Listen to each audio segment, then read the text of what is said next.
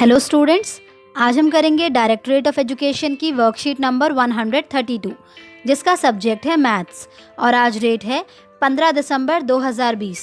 ये worksheet class 3 के बच्चों के लिए है। तो चलिए स्टार्ट करते हैं हम आज की वर्कशीट। बच्चों, वर्कशीट में आपको यहाँ पर अपना नेम लिखना है। यहाँ पर आपकी क्लास ऑलरेडी लिखी हुई है तो आपको अपना सेक्शन लिखना है और यहाँ पर लिखना है आपको अपने टीचर का नेम। हमारी आज की वर्कशीट का टॉपिक है नाप डंडी के हिस्से। क्या टॉपिक है? नाप डंडी के हिस्से।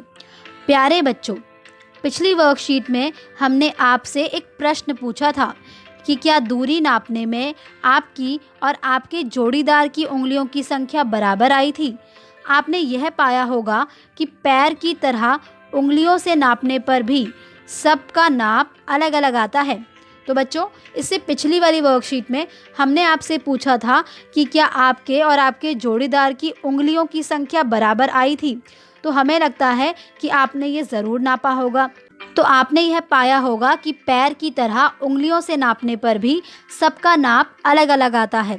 इसके बारे में हमने पहले भी बात की थी, क्योंकि हर किसी का जो हाथ का आकार है, उंगलियों का आकार है ना, पैर का आकार है, वो क्या है, अलग अलग होता है। जो छोटे बच्चे होते हैं उनकी उंगलियां बहुत छोटी छोटी होती हैं, लेकिन अगर आपने अपना जोड़ीदार किसी बड़े व्यक्ति को बनाया है तो उनकी उंगलियां तो बड़ी होती हैं।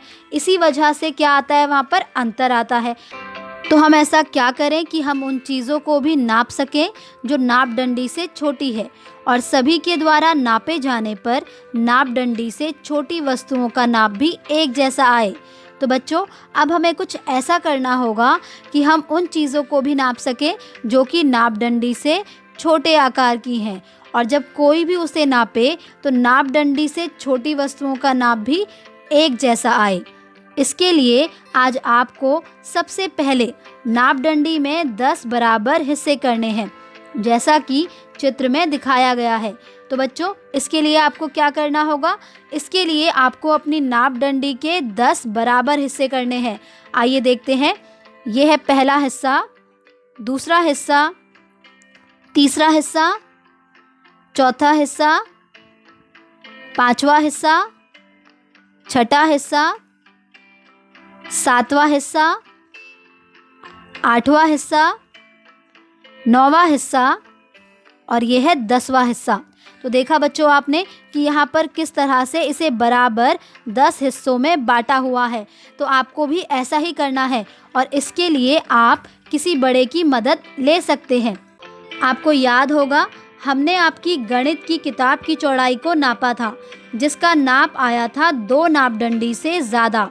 बच्चों, शायद ये आपको बहुत अच्छे से याद होगा कि जब हमने आपकी गणित की किताब की चौड़ाई को नापा था तो उसका नाप कितना आया था? 2 नाप डंडी से ज़्यादा। आज वाली नाप डंडी का इस्तेमाल करके हमने आपकी गणित की किताब की चौड़ाई को फिर से नापा है, जिसका माप आया है 2 नाप डंडी और एक छोटा हिस्सा। आइए बच्चों देखते हैं। जैसा कि नाप डंडी से आप ऑलरेडी इसे नाप चुके थे पूरा, लेकिन हमने देखा था कि यहाँ तक की जो दूरी थी उसका कितना नाप आया था? 2 नाप डंडी, ठीक है। और उसके बाद हमने फिर से नाप डंडी को यहाँ पर रखा था, तो हमने वहाँ लिखा था कि 2 नाप डंडी से ज़्यादा।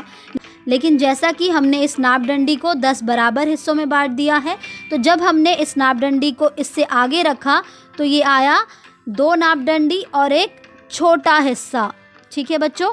तो ये है वो छोटा हिस्सा। आज आप भी निम्नलिखित वस्तुओं की लंबाई को आज वाली नाप डंडी से दोबारा नापिए और तालिका को पूरा कीजिए। बच्चों, इन सभी वस्तुओं की लंबाई को आपने पिछली वर्कशीट में नापा था, जिसमें कि आपने नाप डंडी का इस्तेमाल किया था।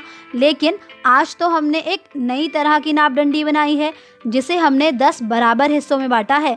तो आपको इन वस्तुओं की लंबाई को दोबारा से नापना है। आइए देखते हैं।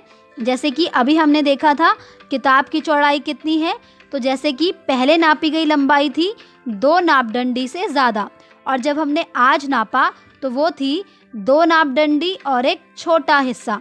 इसी तरह से अब आपको किताब की लंबाई को नापना है, ठीक है।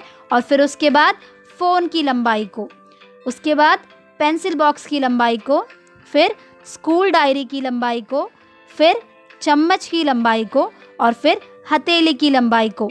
बच्चों, इस वाले कॉलम में आपको ये बताना है कि जब आपने इन्हें पहले नापा था, जबकि हमने नापदंडी को 10 बराबर हिस्सों में नहीं बांटा था, तो उस समय पर इनकी लंबाई कितनी थी, और जब आपने इन्हें आज नापा, यानी कि जब हमने उस नापदंडी को 10 बराबर हिस्सों में बांट के नापा, तो उनकी लंबाई कितनी हुई। ठीक है, तो इसे आप ज़रूर कीजिएगा। इसी के साथ आपकी आज की वर्कशीट कंप्लीट होती है।